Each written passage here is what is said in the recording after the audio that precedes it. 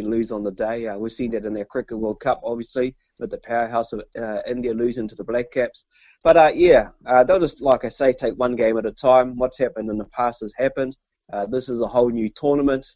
And, if you get there and win, who's going to reflect and talk about what happened in the past? So, like Noel said, it's just one step at a time.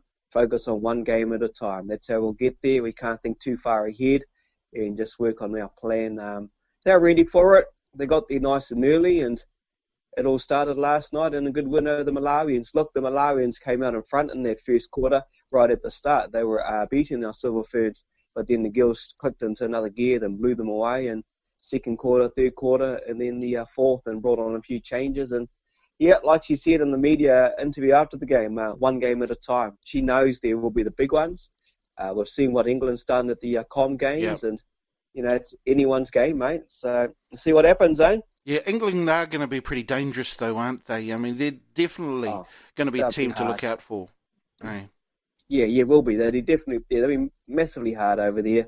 I know Australia will be thinking the same as well. They'll be hard. But yeah, England will be very hard. They are honestly, they're the second favourites to win the World Cup behind Australia. So, all right. Anyway, we'll see what happens. Yeah, we'll see what happens. Well, and that makes sense, though, isn't it? I mean, because after all, they are playing in England, so that's got to give them somewhat of an advantage, certainly, Rino? Yeah, and being put at second favourites, I thought after Com Games and everything that's gone well for the English team, they would have been at home and everything like that. They would have been the number one favourite team to win this comp. But now Australia just tells you how dominant Australia are in netball overall. And that was just one of those hiccup games. Yeah. They happened at the Com Games. They knew that. Things didn't go to plan for them. And, hey, they still dominate the world and world number one in the favourites for this whole cup.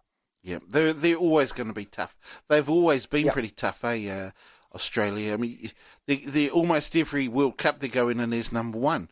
I mean, they're about as dominant in world netball as the All Blacks are in rugby, eh? Yeah, totally, mate. So, we'll see what happens, good start for a win, and even the lady who was doing the interview was always bringing up the Commonwealth Games, and like one of the girls here, can we just move on? Yeah, right. True. And I thought, fair enough too. They got even to the point when she interviewed Maria and asked about what's been happening off field with her husband and everything hasn't affected the girl. I said, really? That's the problem these days, eh? They just delve into that stuff and won't go away. No, I guess you're right about that. Well, let's get into a bit of rugby league now. I'm not sure how much rugby league you watched the JT. Of course, we had a couple of NRL games, but there was certainly one particular game you wouldn't have missed. That would have been the State of Origin, eh? Yeah, a bit disappointing in the result, but that's all not in the effort that the boys, I'm talking about the Queensland side, put in. Yes. Everyone was writing them off, all the experts, and my sort of thing that I was hoping for, that I was clinging on to more than anything, was that they could just play well enough to upset New South Wales' rhythm, and I think they did that to a degree. And even when they went to a 12-point lead, I didn't give up. I thought, no, there's still a chance. A couple of quick tries here in succession, and and it was all locked up. I even think in that last play that Queensland had possession before the full-time whistle, David Cherry Evans could have had a chance for a field goal, but he put the ball up, and we saw what happened after that. And you just can't take anything away from the Blues. They're definitely the better side this series. Queensland down on numbers as we always are at times, but the golden era of Smith and Thurston and Slater and Cronk and co has come to an end. But I can see a lot of potential in this new side moving forward. So hats off to the Blues, and too good. It was certainly a beautiful day for you on Thursday morning, Rino? Yeah, it was, mate. It was a hell of a game, actually. I got a good credit to Queensland, Kiwi Walters, what happened in Perth, and to come through and nearly to upset the Blues, because I remember talking with JT on Wednesday on halftime, and to be honest, their Blues team on paper were 20 points the difference, better team of the two. But that Maroons team, like you say, when they put their jerseys on, when they want to turn up, they really, really play. So you can't take anything away from the efforts. And like JT just said then, they came to play and they could have really won that game, but it was only their try to go at the end. And he deserved the man of the series at the end of it all. I thought, they might have given it to Billy Slater again. But no, he deserved it. And yeah, hey, it's just what it was, and we move on to next year's series, and I'm excited about that one. Mid-game, I think they're telling me it's at Adelaide, so yeah, that's another Origin series done. Yep, happy, but another one next year, mate. What did you think of that performance of your brand new Blues outfit there, right. Walker?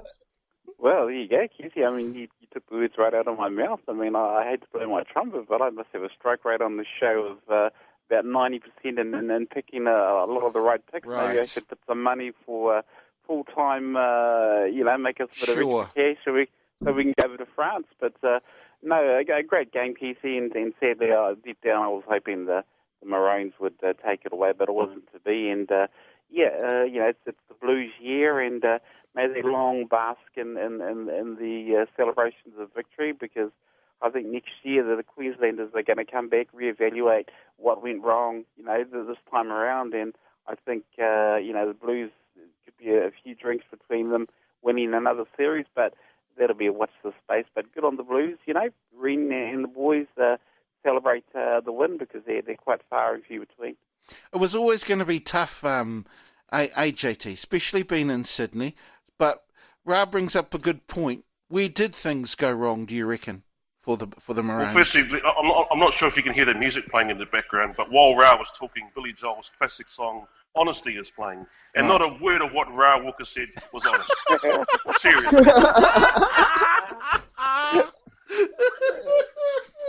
JT's a hoot man after that Maroons loss, I'll tell you. Leave Maroons. I was disappointed, not overly upset. We got beaten, fair enough, and I was just proud of the way the boys performed. They certainly punched above their weight, as Queensland always does. But backs against the wall. I think moving forward, New South Wales have got a good core of players there. The try that Damien Cook scored where he swerved Munster at the end was just pure class.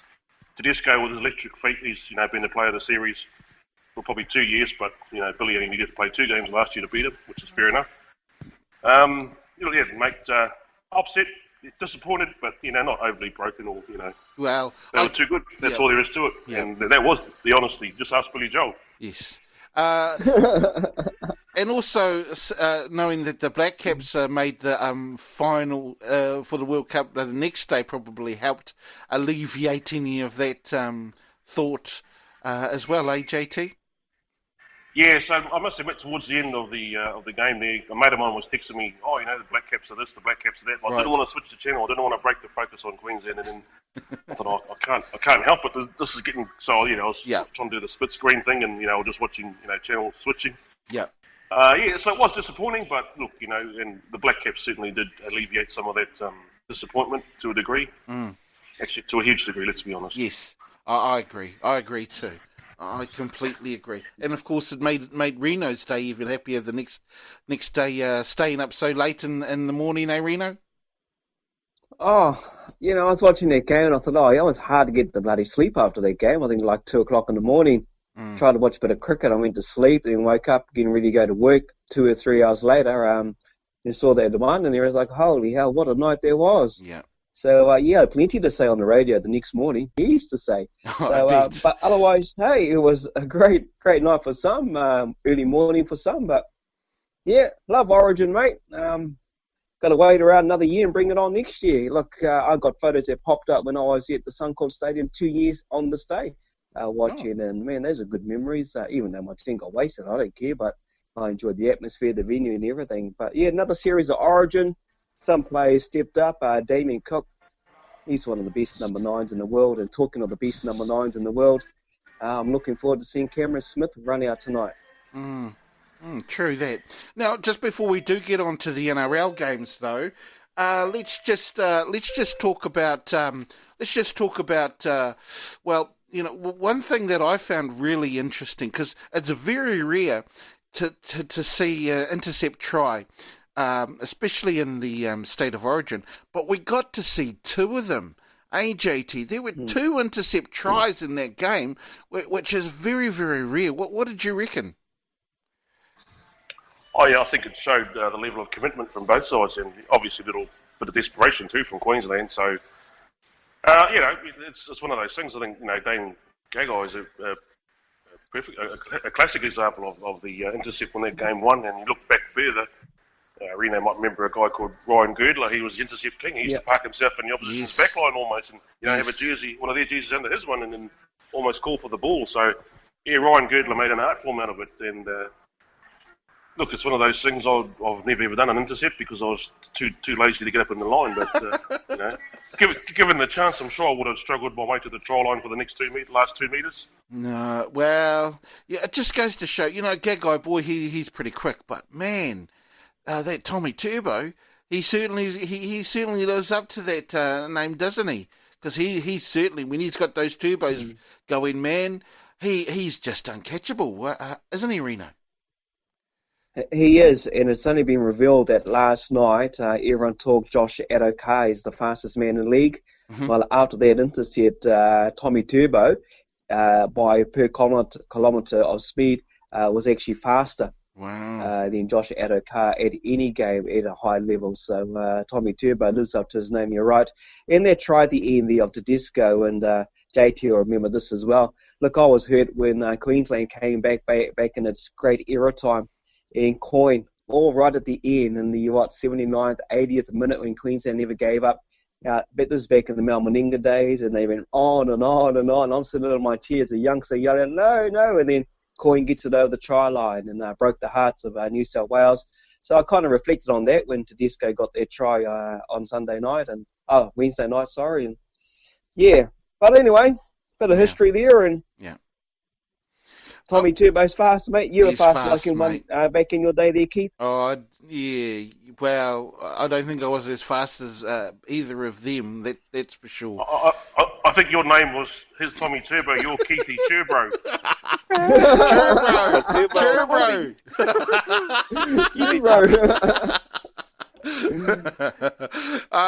Well, there were also NRL games, of course. Was it yesterday? We had the Panthers Titans. I'm not sure how much of those games you caught. Did you catch any at all there, JT?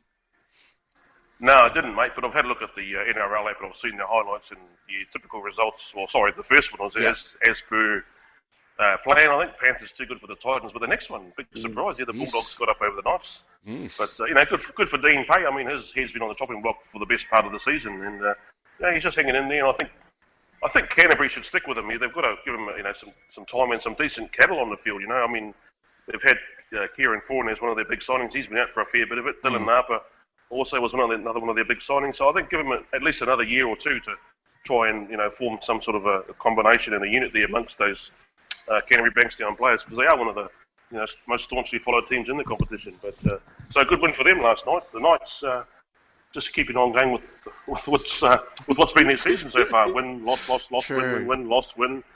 So mate, a couple of interesting results there.